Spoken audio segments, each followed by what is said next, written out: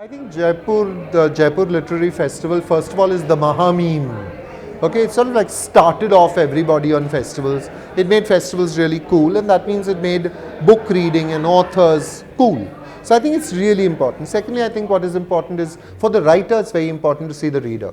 We imagine the reader. We don't know the reader. So you know that your publisher will tell you 8,000 copies sold, and you think these 8,000 copies, where did they go? On whose shelves are they? Here at least you meet them. You know, the young man comes up to you and says, I enjoyed this one, but that one, oh, not so much.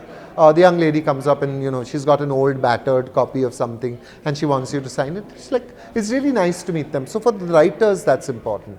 See, writers will always be expressing themselves. So I think the platform here is important for the readers to be listening to us and to be seeing us. The downside is the possibility of the cult of personality, that some writers are much better at being public figures and being expansive and eloquent on stage, and other writers are just reserved and not as good, and then the audience walks away thinking, didn't even talk much, what I say.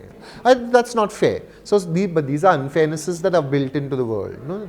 I mean, it's just, that's the way it is. But as a platform and as an event, Jaipur is unparalleled, I think, in India. And I think, I've always gone away from Jaipur having met an Icelandic poet, having talked to someone who works with Twitter, or who, a young woman who's doing some experiments with paper forms. And it's like, you think, my goodness, this time there was camel paper and camel hair. It's just like every time there's something new to be discovered about the world, and Jaipur brings that little kind of weird segment there. And then of course the bookshop, because there are these writers and their books have to be represented. So suddenly you're seeing names that you've never seen before from the international world, because bookshops tend to be a bit limited. They have not enough space. And of course there is the internet where everyone's book is there, but you don't know what to look for. So here there's a kind of sorting that's happened. So every time I go back feeling like my horizons have been expanded quite dramatically by